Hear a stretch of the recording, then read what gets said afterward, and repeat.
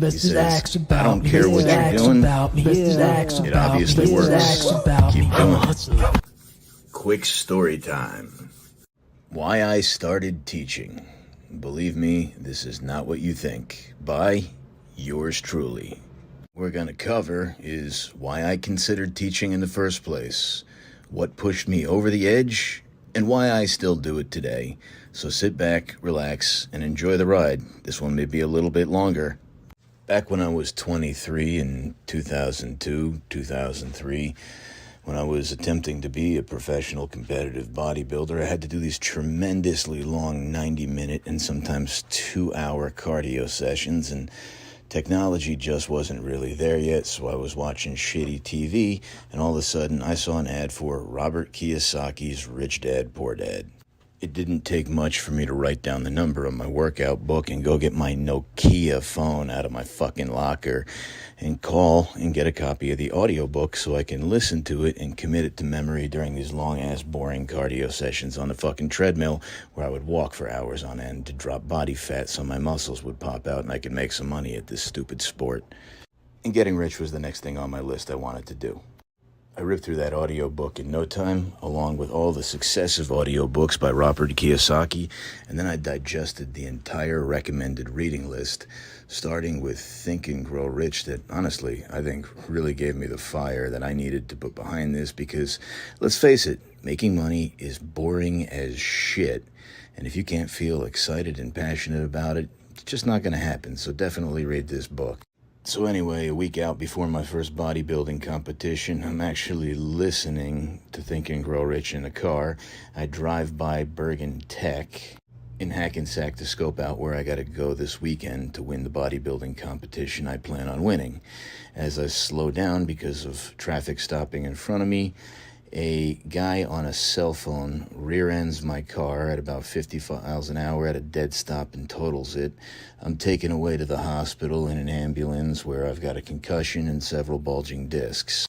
The doctor then just proceeds to tell me how I am not going to enter this bodybuilding competition that I worked for 7 fucking years to get into, and I was pretty sure I had won because my brain could hemorrhage, I could have a seizure, and I could die. Now, you have to understand that bodybuilding is 24/7 around the clock, and I had all my meals with me, and there's not a lot of work that goes into the competition the week before. You're pretty much just coasting, carb depleting. The day of the contest, you drop a bunch of sugar in, and boom, your muscles push out against your skin, and you look like a fucking animal. So anyway, long story short, I stayed in the hospital till I ate all of my prepackaged meals. The doctor came back again to tell me, you're not going to go on stage, you can die. I pulled the IV out of my arm, the EKG off of my chest, and told him, at least I'll die happy. I mean, shit, I put a lot of work into this. This is what being a man is a fucking about, taking things to completion. The following weekend, with absolute confidence, I stepped on stage and took the title of New Jersey's largest competitive drug-free bodybuilder in 2004. Doesn't mean I won, doesn't mean I had the best physique. Just means if you want to know how much muscle you can pack on without the use of performance enhancers, this is it. After that, I decided to step down from bodybuilding because, let's face it, taking it to the next level requires you to shoot a load of roids in your ass, and I wasn't ready to do that at 24. Honestly, I just wanted to prove to myself that this could be done drug-free, and I wanted to see just how far I could take it. Well, I took it further than I thought I would. I stepped down at the top of my game, and I decided to chase something else more lucrative, creating wealth. I kept reading all those Rich Dad, Poor Dad books and everything else I can get my hands on, and before you knew it, I knew that I had to go somewhere in person and meet with some rich people and learn from them myself. So I heard an ad on the radio for the Learning Annex's Real Estate Wealth Expo.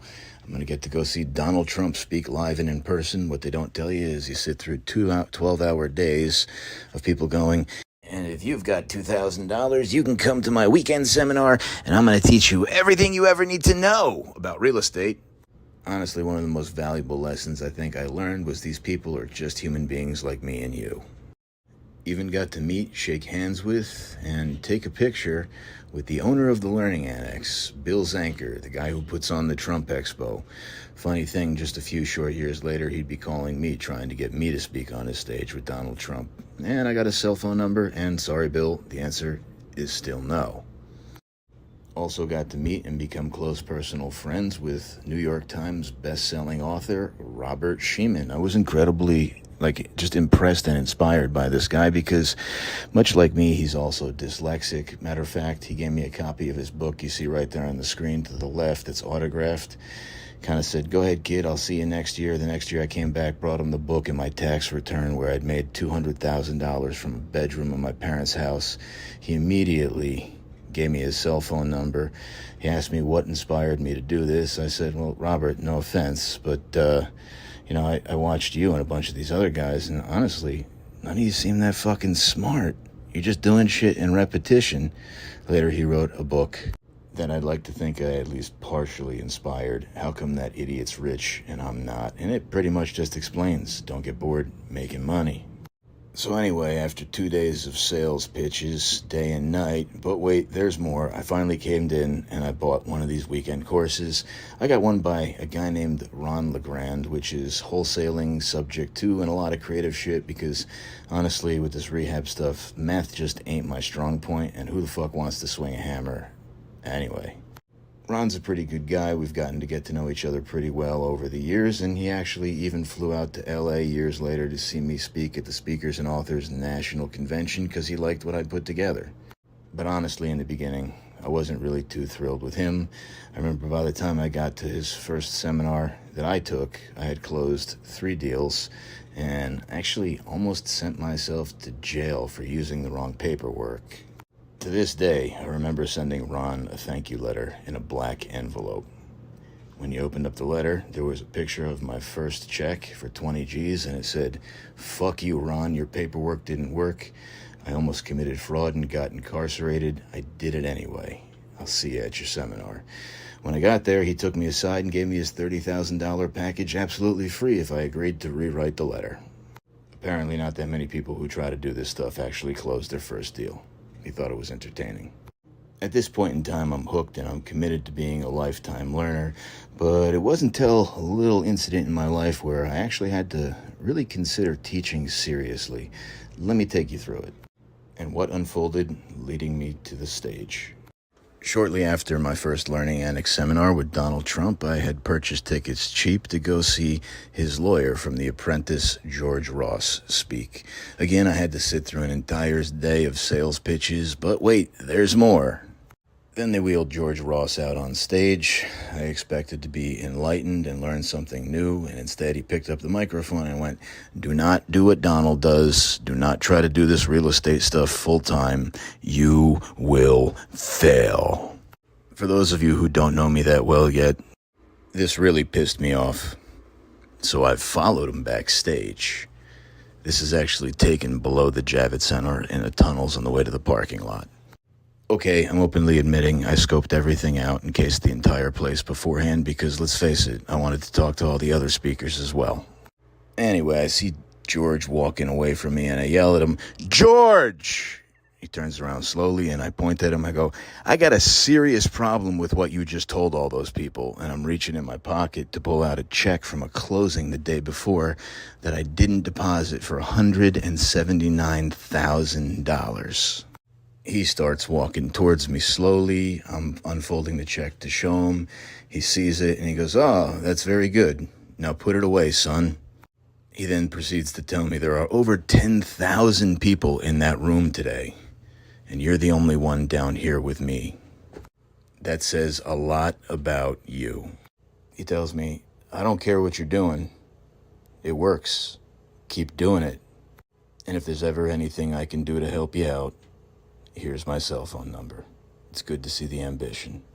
I started thinking to myself, holy shit, maybe I am special. Maybe I am motivated. I am the only one down here. I walked George to his car, and as he got in, he said one more thing to me. He said, "Oh, by the way, son, have you ever thought about auditioning for The Apprentice?" And I laughed and said, "Sorry, George, I don't want to take the pay cut." Just a few short weeks after that, I was at the New Jersey Real Estate Investment Club at a bar called William McBride in Hoboken. The guest speaker was a lawyer by the name of Sean Callagy, who had sold his law firm for something like $5 million. Pretty young guy, and he also did coaching and training. Really animated guy, good dude, high-pitched voice, sounds a little bit like the elf from Claymation's Rudolph is the Red-Nosed Reindeer. Herbie doesn't like to make toys. He was definitely well-spoken and incredibly dynamic in offering business coaching. I got pulled up at the end, as I often do, where they would present me with a check for my latest closing. And I do my best to publicly outline something incredibly complex in 5 minutes while I blacked out on my feet, stumbled over my own words, and went, because I had stage fright. So finally, I decided to make an appointment to go see this Sean Callagy guy in his office in Oradell, which was oddly the town I lived in at the time as well. When I sat down with him, he told me how he could charge me $7,000 for 3 months and guarantee that my business has improved results. I heard him out. I decided to make another appointment later and come back with my tax returns and all my other accomplishments, and I walked out. Then, something out of the ordinary pushed me over the edge and got my ass in gear. I got arrested for a DWI for picking up my future first ex-wife at a bar in Hoboken named Scotland Yard. Best of all, I wasn't even legally drunk. But my future ex-wife was, and she walked out of the bar with a bottle of Grey Goose in her hand, holding it up over her head. You can't do that. I didn't let her bring it in the car, so she put it outside on the sidewalk, and just a couple blocks later, I got pulled over. It definitely didn't help that my first ex-wife-to-be, the law school student, was yelling at the cops because she was severely intoxicating and reciting law. The first field sobriety test they gave me was having me walk the line. I failed, and the cop even made a comment. He says, "You walk like somebody with a back injury." I told him, "If you look under my visor, I actually just had 2 epidurals a few weeks ago. You'll find the paperwork for that. Maybe that justifies it." He didn't like that, so he made me say the alphabet from D to W. And you're not going to believe this, but being a dyslexic, I already screwed that up too. He asked me how come I didn't know the alphabet. I told him I did, and I explained my specific learning disability. He then told me, "Kid, you got an answer for everything," and he started poking his finger in my chest as 6 or 7 other cops showed up on the scene. My intoxicated future ex-wife is still yelling at him. They're yelling back, calling her Johnny Cochran, and finally, about the 10th finger point in my chest, I told the officer, "Listen, just because it looks like I can kick your ass doesn't mean I'm going to." They threw me over the hood of the car, cuffed me, and brought me down to the station. They proceeded to handcuff me to an iron bench in a holding cell where they kept the breathalyzer. I was chained up next to a Puerto Rican kid about my age who was severely intoxicating, yelling at everybody and constantly dropping N-bombs. Finally, the breathalyzing officer walked in. He was a really big dude, and believe it or not, I actually knew him from the gym. The Puerto Rican kid chained to the bench next to me began to berate him horribly, using every name in the book. I called the breathalyzing officer by his name, and I asked him if the surveillance camera in the room had audio. He said no and smiled. I smiled back. He stood up, folded his arms, and sidestepped the camera so it couldn't video what was about to happen, allegedly. I came across my body with my left knee connecting with the drunken Puerto Rican kid chained to the bench next to me in the jaw, knocking him unconscious. Now, I can't confirm or deny that this is what happened, but I think the officers were so appreciative of what just unfolded that they actually lost my breathalyzer results. And they did thank me, but they didn't take the bleeding unconscious Puerto Rican kid off my lap. When they released me from the holding cell the following morning at 5:30 a.m., I had one of my lawyers pick me up. Thanks, Chris. There's something to be said for the power of connections. He took me to see my criminal lawyer that morning. I got 2 lawyers working on this before 6 a.m. And 10 short months later, the entire case would get dismissed and I would get an apology from the Hoboken Police Department. But that wasn't the problem now. I was still charged with a DWI, and in the state of New Jersey, that's harder to beat than murder. And if I wanted to stay in business buying and selling houses, I had a bigger problem on my hand. How the hell was I going to drive around to see the houses I needed to buy? Uber hadn't been invented yet. So I made an appointment to go back and sit with Callaghy again. I think he thought he was going to close the sale. I sat down, I showed him my tax returns, a bunch of other shit I'd accomplished, bodybuilding stuff, published research biologist, and he slid a couple pieces of paper across the table to me and told me, the coaching program is $7,000 for 3 months and I guarantee you'll get results. I picked the papers up, looked him in the eye, ripped him in half, crumpled him up, and hit him in the fucking chest with him. And I told him, motherfucker, I should be working here. What I do actually works. His eyes bugged out of his head, and he was in total fucking awe of the situation. But being a lawyer and smelling an opportunity, he told me, okay, if you worked here and you mentored or coached people, what would you charge? I told him, with all due respect, you charge $7,000 to coach people on how to improve their business. I teach people to build a business from the ground up. So how about $14,000? Twice as much. My shit works.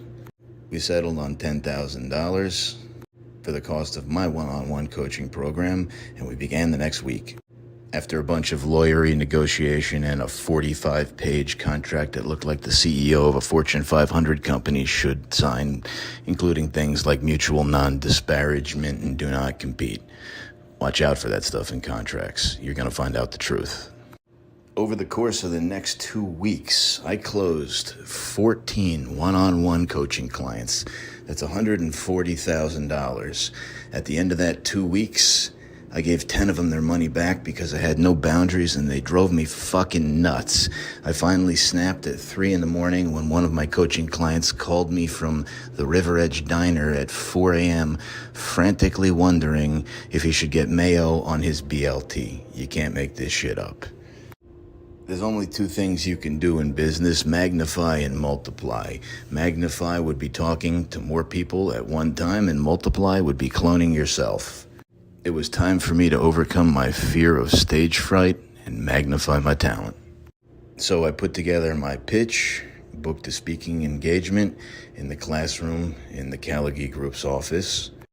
And 90 minutes later, after I got over my stage fright and things started to flow, I actually sold 15 classes at $14.97 a pop.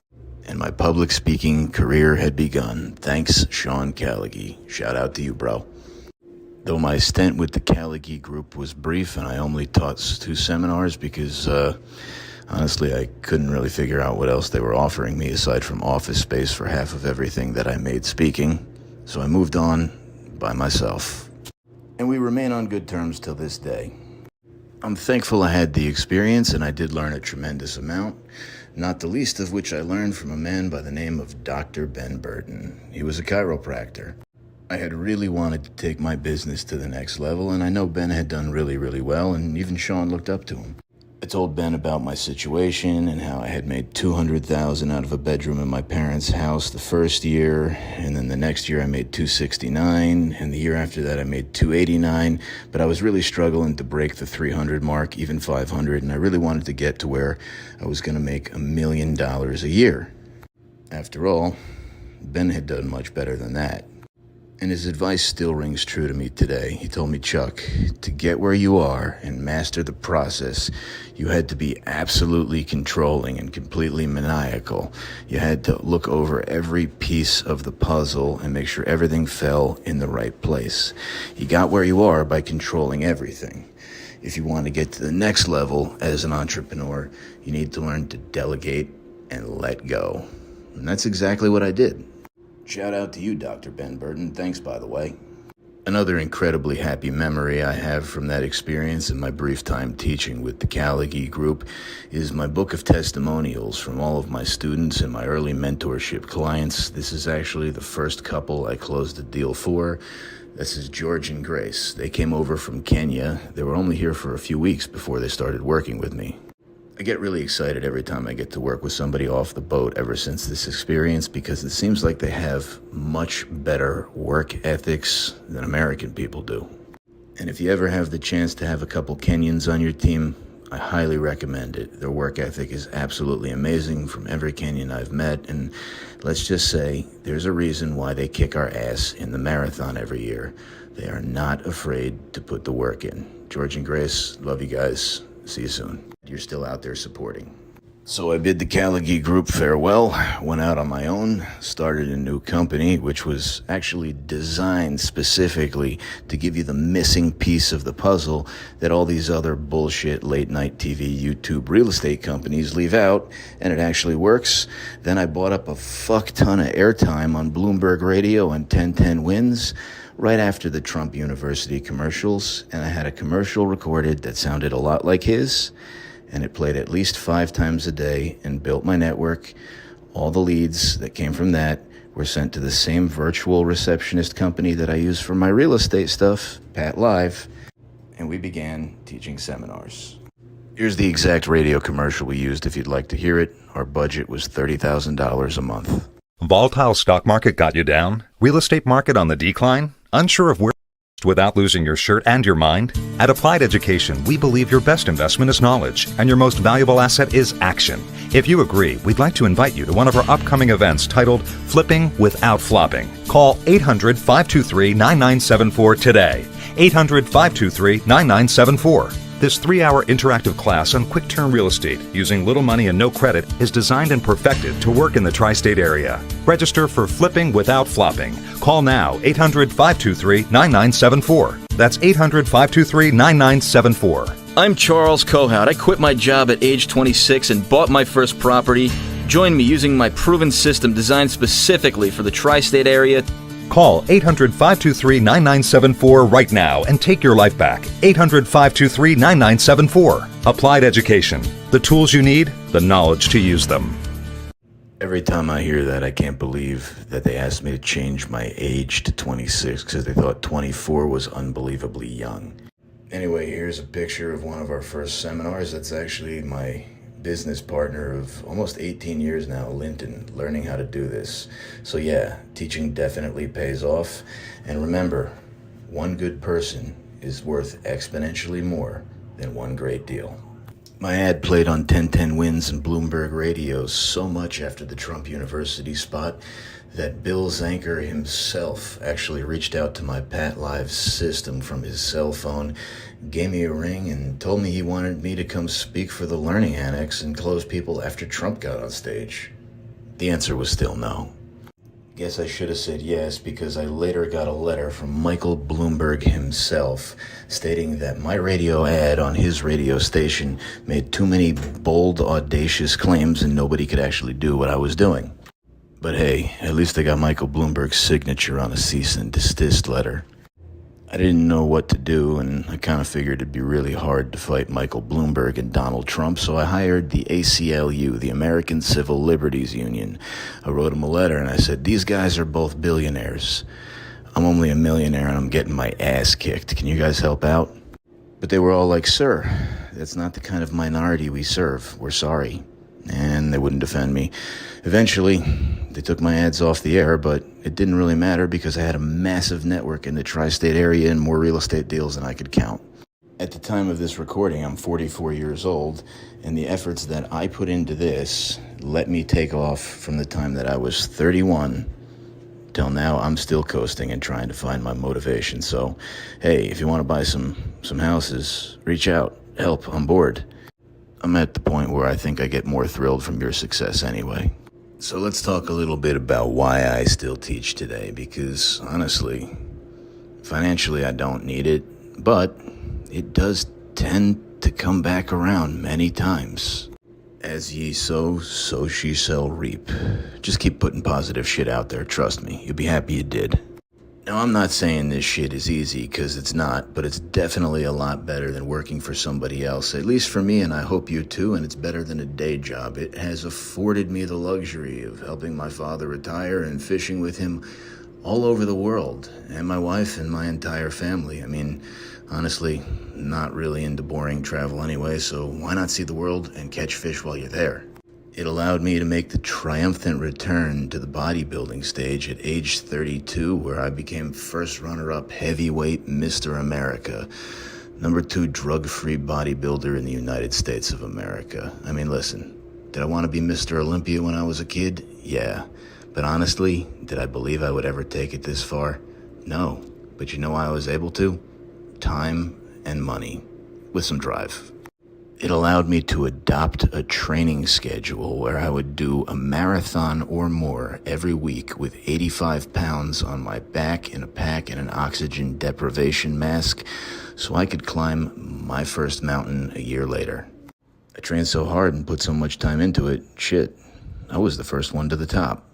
And at 350 pounds with my body weight and all my gear, the heaviest one to summit Mount Rainier that year.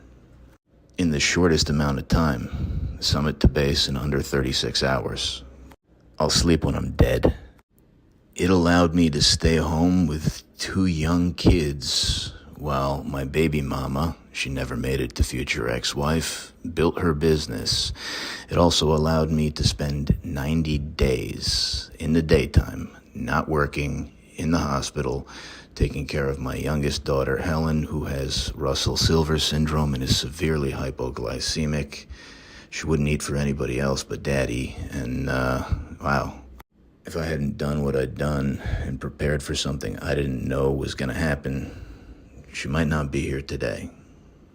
Since I bought so many rental properties, it took care of me when I was neurologically paralyzed with Lyme disease in bed for 10 days, not to mention the 3 months with a home care nurse afterwards that I couldn't even drive, the 2-year recovery period, and another 6-month detox on the back end where I still couldn't drive.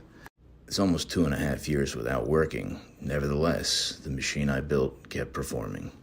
We kept collecting rents and the deals just kept coming in.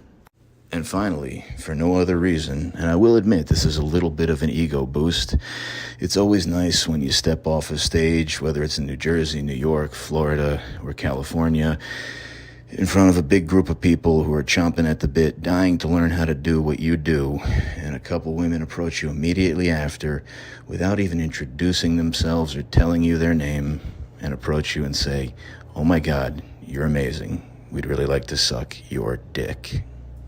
Bodybuilding never gave me that. This is the closest thing to being a rock star I'll ever experience. Hope you've enjoyed it.